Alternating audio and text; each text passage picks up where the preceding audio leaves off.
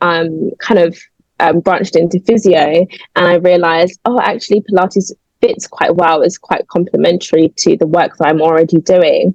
I was looking at incorporating it more and more into the work that I was doing in a fun way, because like I said, I do work with children up until 18, but you know, even the 16-year-olds are kind of they're like, oh, I don't want to do that. But good morning, everyone. Good afternoon, wherever you're watching from. Thank you so much for tuning in for another episode with the lovely lady. Stephanie here is going to share all about her story and her journey with us, and I'm super excited. Good morning, Stephanie. How are you? Or good afternoon. What time is it in Ghana? No, it's morning. No, it's morning. Good morning. I'm fine. How are you? I'm fine, thank you. Lovely to see you finally on screen. I love your hair. Is it locked? Thank you. It is, yeah. Oh. It is locked. So thank you so much for taking the time to talk with us today. This series is all about interviewing global sisters around the world, sharing their journey and their experience with entrepreneurship and how it's been going with them so far. So I'm super excited for you to share your story. Could you tell us a little bit about yourself? Just an introduction about who Stephanie is. Sure. Hi. So professionally, I am first a physiotherapist. So I was born and raised in the UK, in Cardiff, Wales first, my undergrad, and studied physiotherapy. And then I did a master's in advanced physiotherapy. I've also done like other short courses and Pilates course. But yeah, so firstly, like my full-time job is physiotherapist, has been anyway. And now I'm kind of branching more into Pilates, which initially I was just using, alongside my physiotherapy in like within the work that I was doing. But now I'm kind of branching out a little bit more. Interesting. I love that you shared, and you said you were born and raised in Wales, correct? No, in London, but I studied in Wales. But then you did your studied in Wales. University. So, yeah. And whenever I have a guest here, I'd like them to take us back a little bit into their childhood, because you were born and raised outside, but you're currently living in Ghana. I was born and raised here, but I also moved to Ghana at some point. So I'd like to hear about your experience growing up in UK. Yeah, I don't know where to start.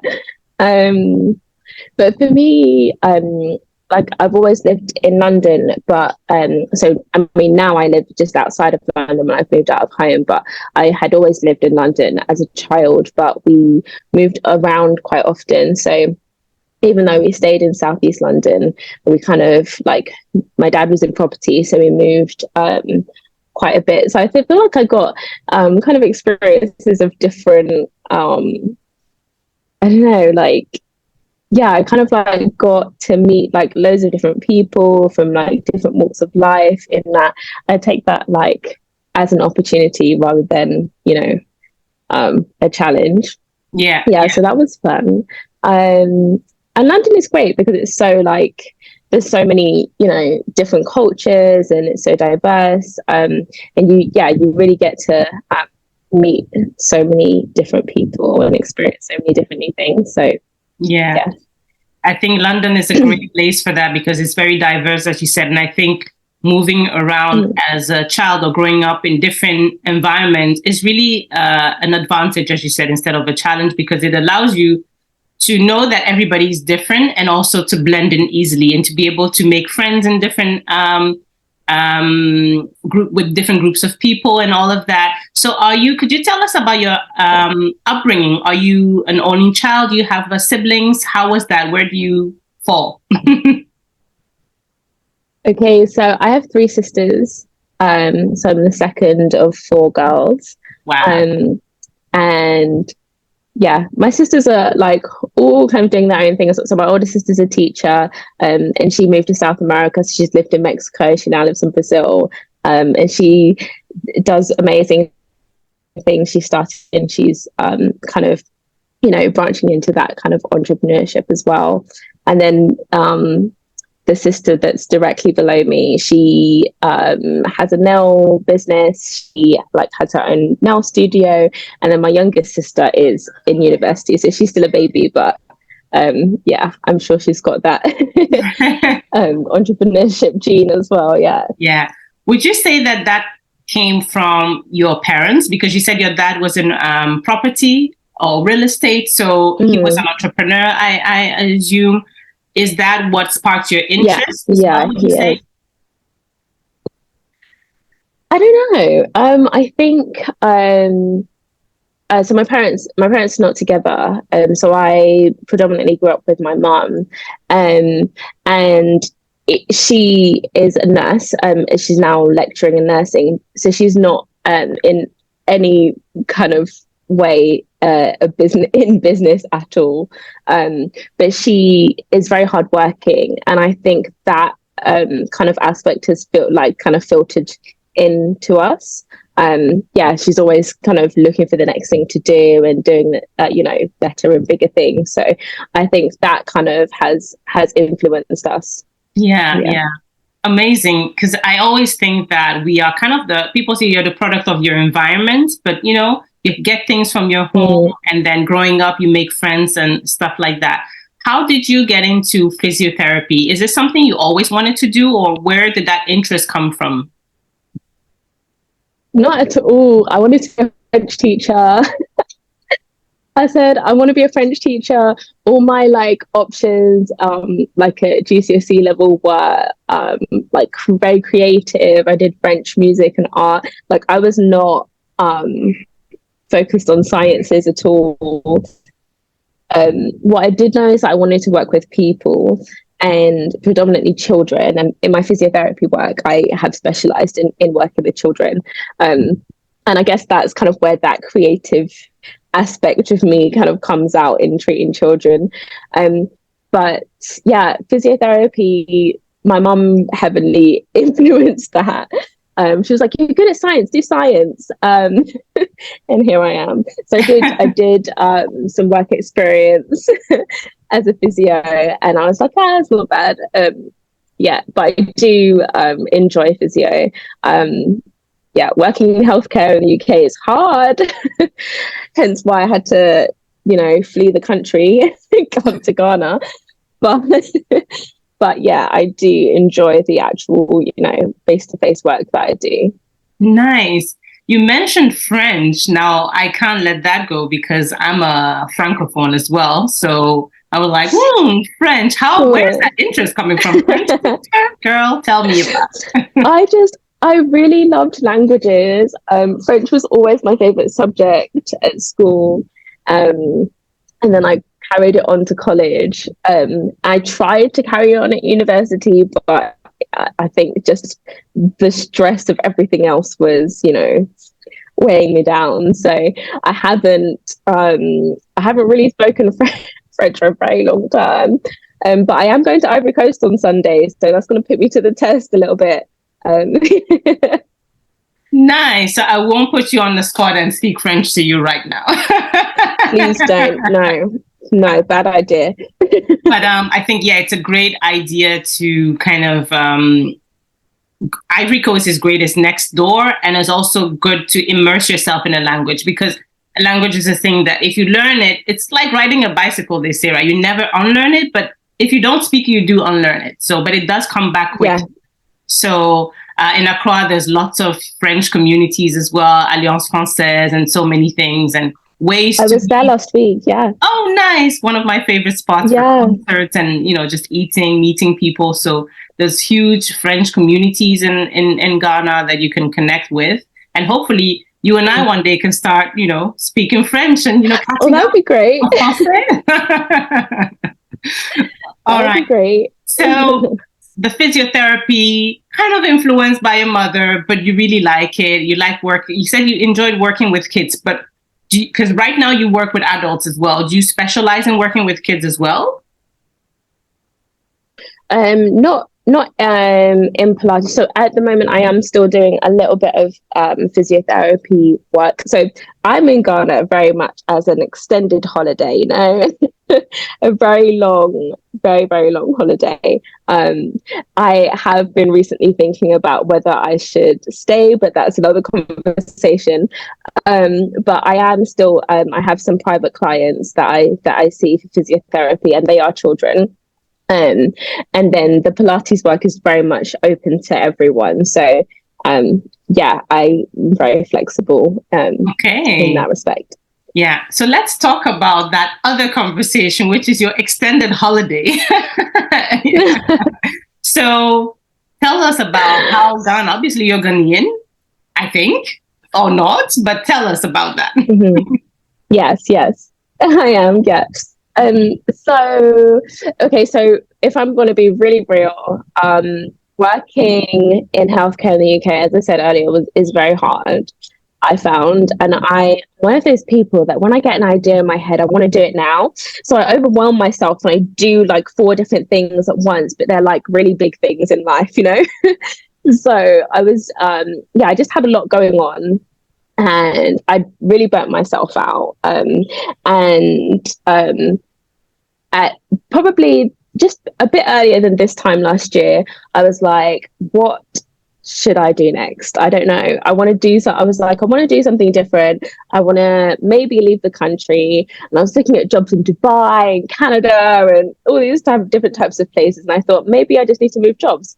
So I stayed at home and I just moved jobs twice. And then I was like, nah, I need to get out of this country like ASAP. Especially with like all the other stuff like inflation and winter bills and just winter in general, I was like, let me leave the country. Yeah. So I thought Ghana is the best place for me to go in terms of financial. Like I have family here, so if everything goes wrong, I'm not going to be broke. And also like in terms of like just getting a visa and all that kind of thing is a lot easier, but also just to kind of immerse myself in the culture. Because even though like I grew, even though I'm Ghanaian, like I grew up in the UK. My mum was also born in the UK, so in terms of like language and culture and all that kind of thing, it wasn't heavily influenced on us as children. So I found that as I've been like, I hate calling myself an adult, but like I am 27, so I probably should. That as an adult and like even like in my late teens, just trying to kind of immerse myself in the culture more. But what better way to do it than to move to Ghana? And here I am. Yeah. It's very interesting that you mentioned that, you know, your mother was also born in the UK, because a lot of the guests I speak to who are diasporans and who are Ghanaians tend to be the first. And so those that have like, oh, no, my parents were before me, so they were born here. Tell us about that dynamics. Because you said she didn't necessarily, well, obviously hers is maybe the cultural aspect for her to pass on to you. I wouldn't say it's diluted, because it really all depends on how much of the Ghanaian culture she got as well. So how was that different, you think, in terms of your upbringing versus other Ghanaians who were the first generation to be born there? Yeah, I think it's really interesting you said about diluted, because I found that growing up, I've often been like, people call me like a washed out Ghanaian, and how like, oh, you're not really from Ghana because you don't speak the languages or whatever, that kind of aspect. But I think people really forget, like my mum was born in the 60s in the UK. Okay. It was heavily racist. And not only was it racist, but if you were Black, it was even more uncool to be African. So if you were Black, it was more cool to be from Caribbean heritage. And so, you know, people of African heritage in that time were very much kind of not hiding away, but, you know, it wasn't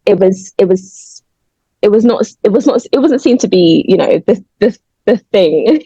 Not only are you Black, but you're also African. Like, whoa. So I think in that respect, my my mum, and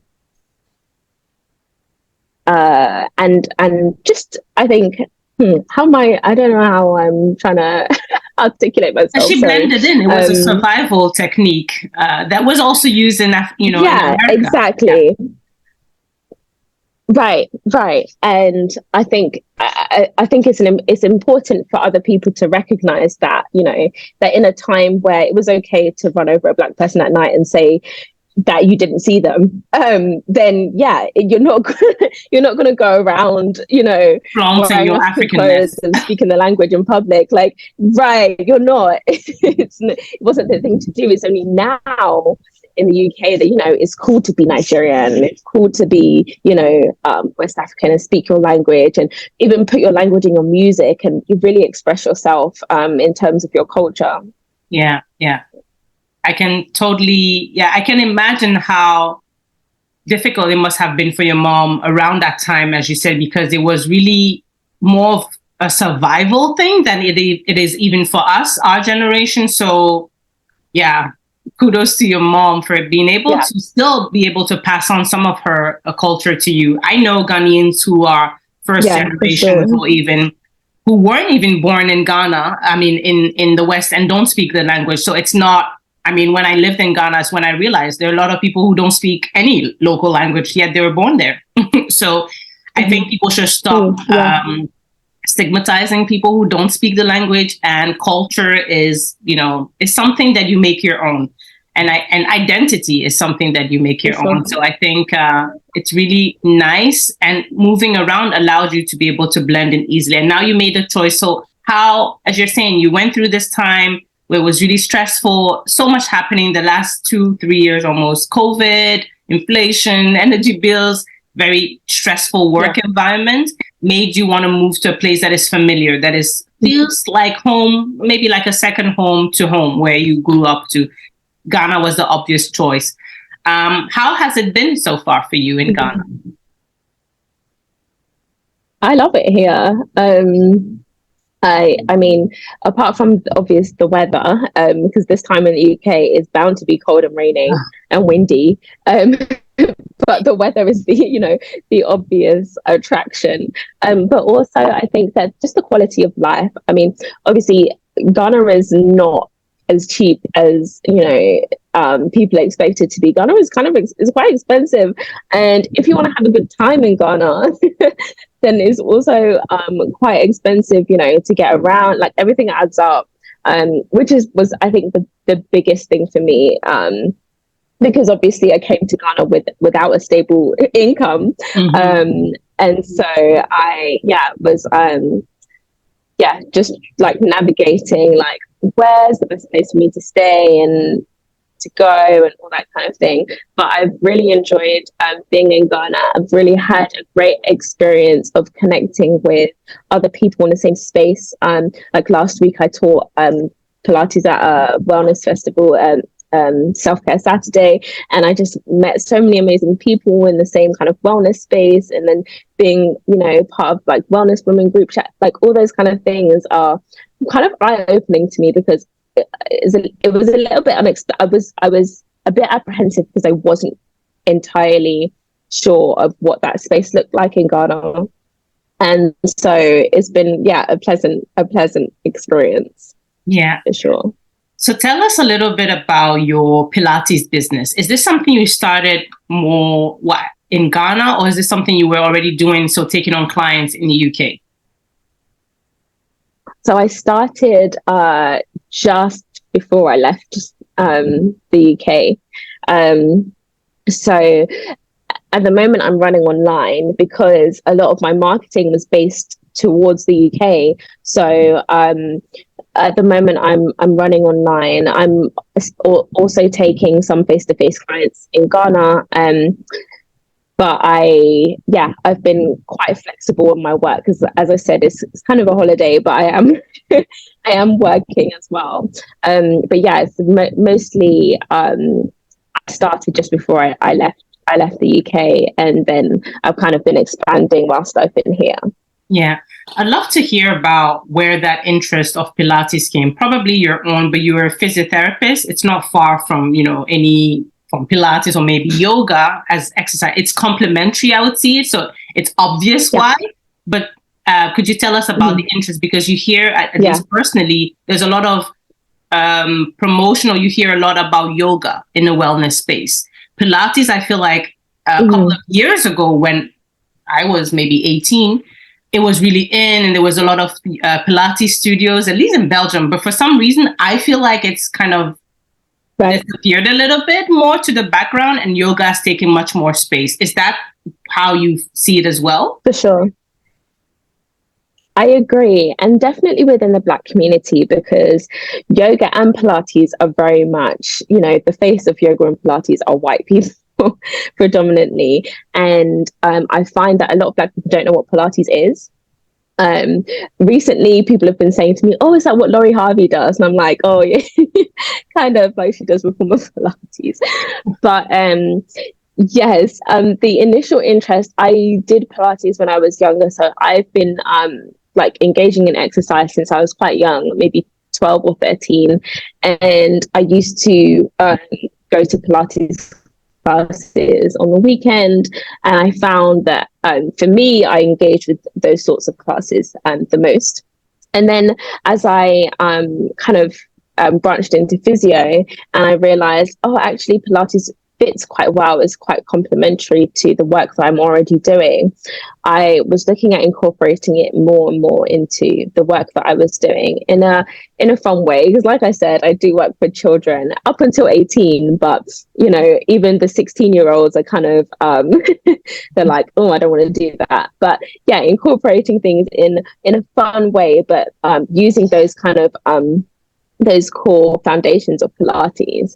And then I thought I wanted to take it more seriously, and went on more courses and became, a qualified full instructor. Because if you do, you can do like the shorter courses and be able to incorporate the Pilates into physiotherapy. But to be able to be a fully qualified instructor, I have to obviously do more. So I went and did the extra and got my qualification. And I realized, it was something that I did really enjoy doing, and helping people to move in different ways. And I really get pleasure out of teaching like big bodybuilder men Pilates, and they find it really difficult. I think that's really great. I taught someone, I really love it, like 6'2" something, and obviously goes to the gym. And I taught him Pilates, was it last week or the week before, and he had DOMs the next day, and I was like, yes. And I really enjoy educating people about how Pilates is beneficial for their bodies and their posture, and how it will help them in more of a functional way.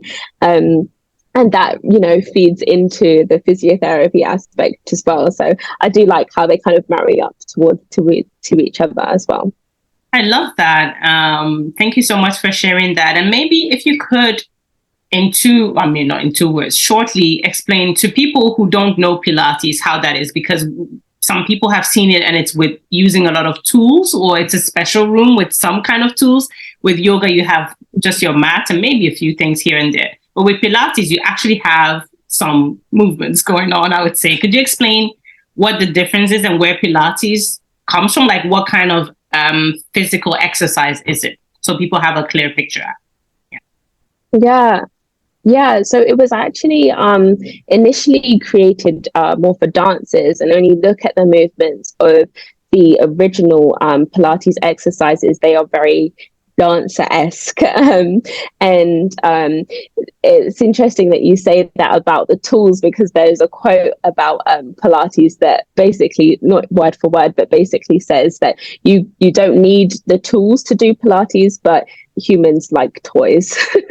So you can very much do all the Pilates very well just on a mat, but yes, people do like fun and games, and they want to use the tools of reformers and everything else. But Pilates is very much a strength and mobility based full body workout.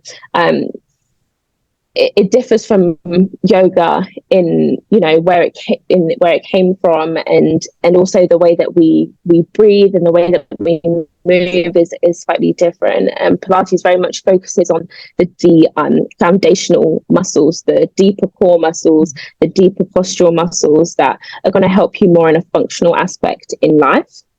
Yeah, it's a new challenge that, you know, challenges your balance, your coordination, and posture, all those sorts of things. Yeah.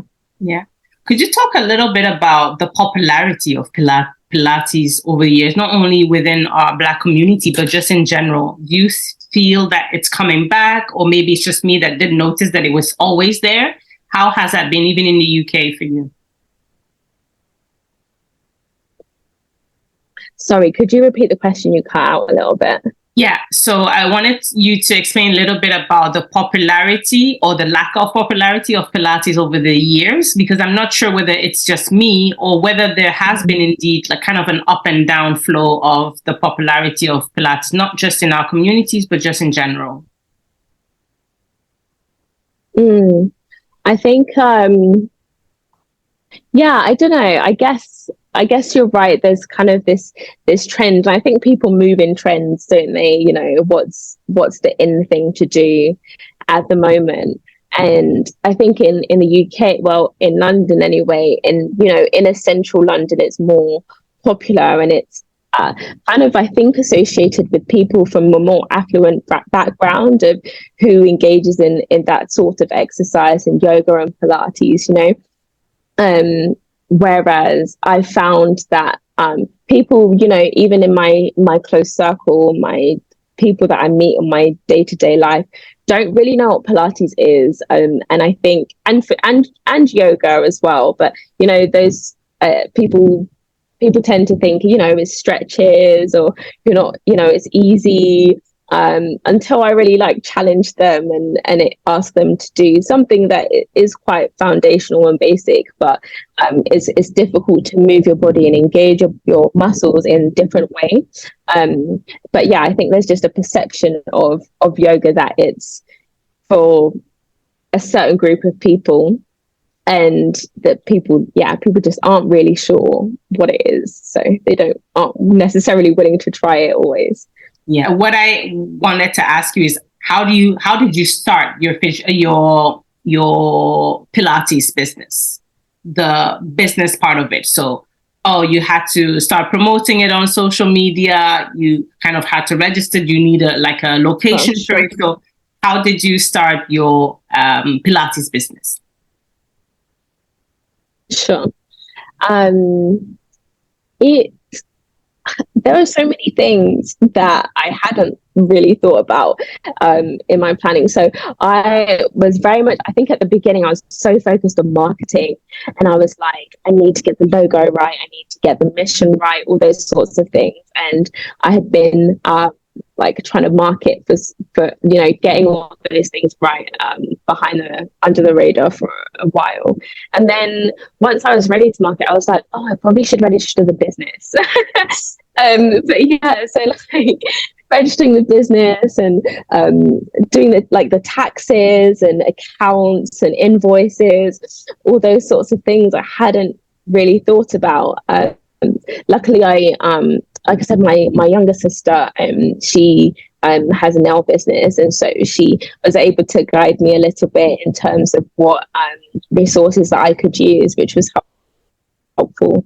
And I have a friend who works in law, so she was also able to she was like, have you done this and have you done that? And I was like, no.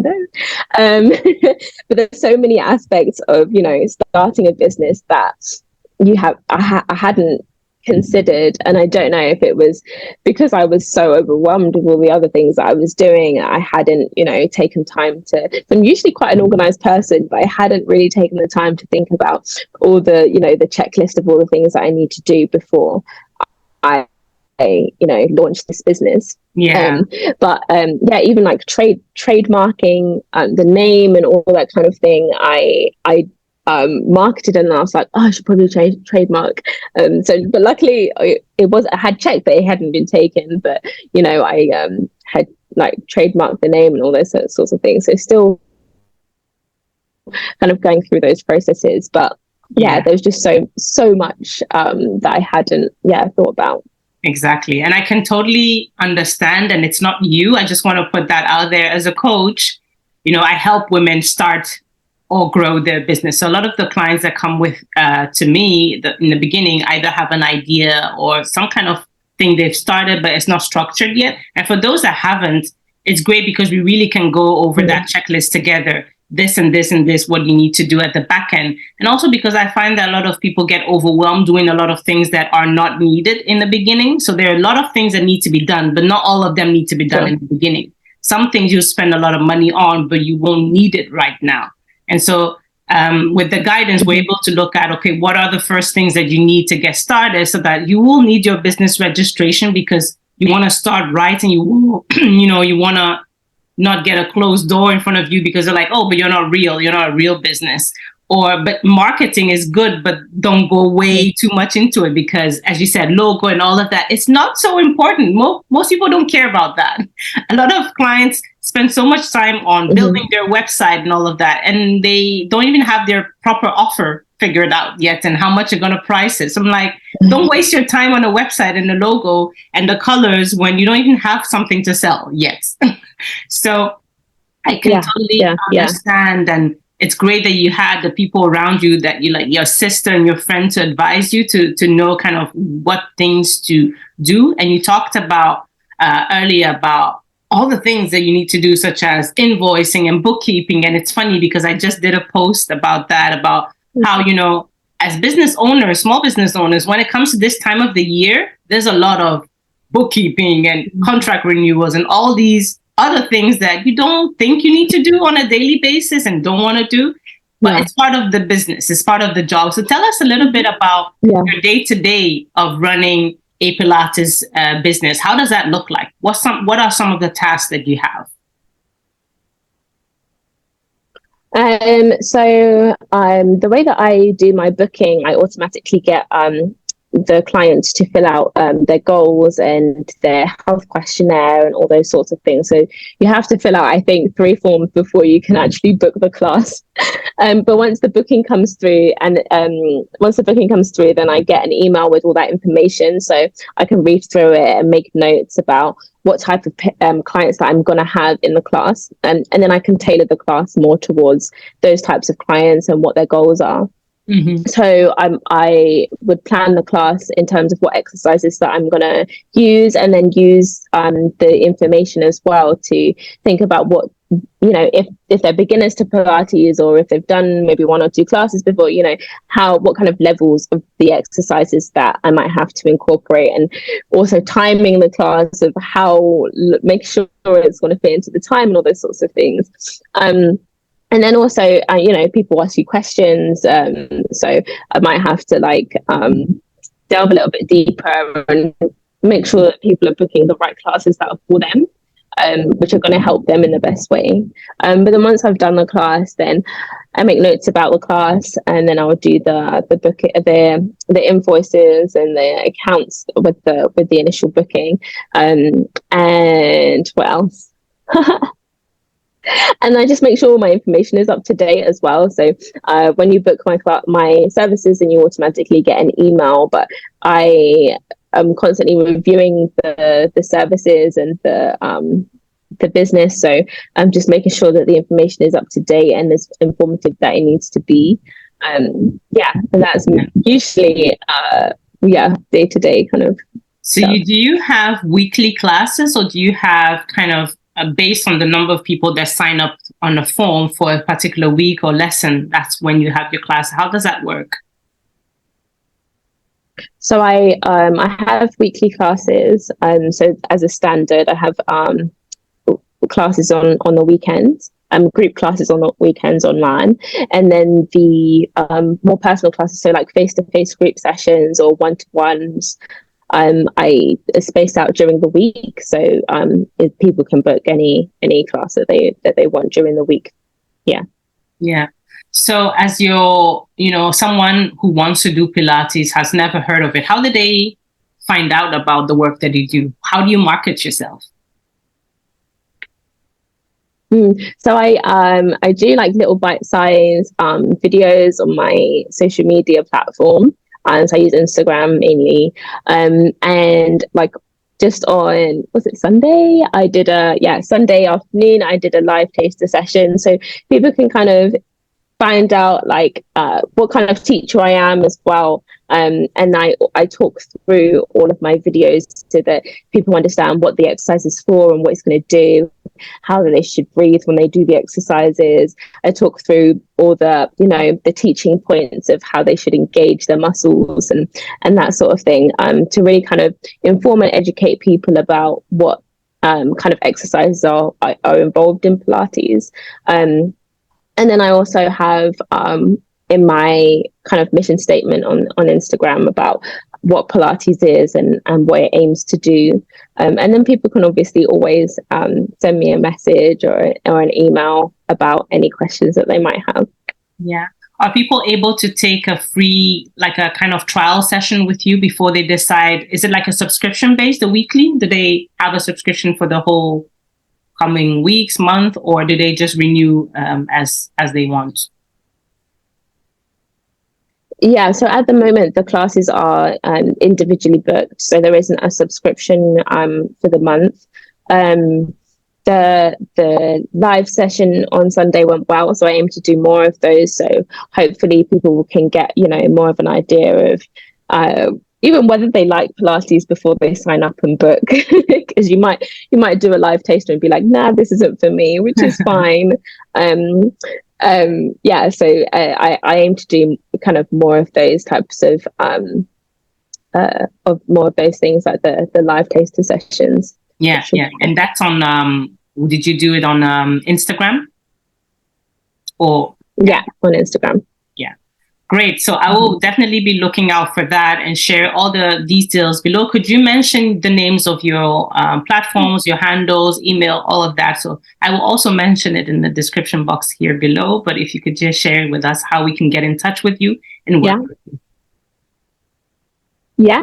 So you can find me at SK Pilates. So my website is www.skpilates.org. On Instagram is at sk.pilates_.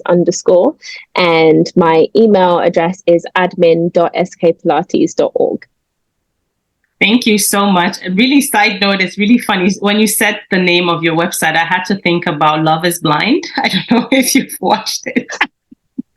Do you know what? When I watched it, I was like, of course his name is SK. Yeah, I did. And then obviously, but I don't want to give any spoilers, but he... Yeah. Yeah. When I heard Raven Pilates, then you... It was a disappointment, let's just say it. What a coincidence. Yeah. But thank you so much for sharing your story and your journey with us. Would you like to share any tips for anybody who's considering, at the point in their lives when they're like, I just need some change. I don't know what to do. I want to go into this direction, but I'm not sure. What would you say to that person? I'd say try. You never know unless you try. And, there are so many ways that things can be tailored to you to make sure that you're comfortable in whatever, in whatever like new like walk of life that you choose. And especially in Pilates, there are so many things that we can do to make you comfortable and ease your way into it. You never know how hard it's going to be until you just kind of take that dive and try. Yeah. What can we expect from you in the coming 6 months? Would you be in Ghana still? Is that a question mark? What can we expect? What's up for, your business and for you? It's a really big question mark. It's a really big question mark whether I'll still be in Ghana. I am really toying with the idea of it. But in terms of my business, I am hoping to, you mentioned subscriptions earlier, and I'm hoping to start a video based subscription so that people can kind of if you're not available for the classes, that you can subscribe and have access to different videos, and be able to engage in Pilates at home at your own comfort, at your own pace. And that's my next kind of goal. Yay, we're looking forward to that. Thank you so much. And I cannot wait when I come to Ghana, if you're still around, to come and, join one of the sessions, or join the live classes one of these days. Thank you so much for sharing with us. I hope you enjoyed this interview. Thank you. Thanks for having me. Bye.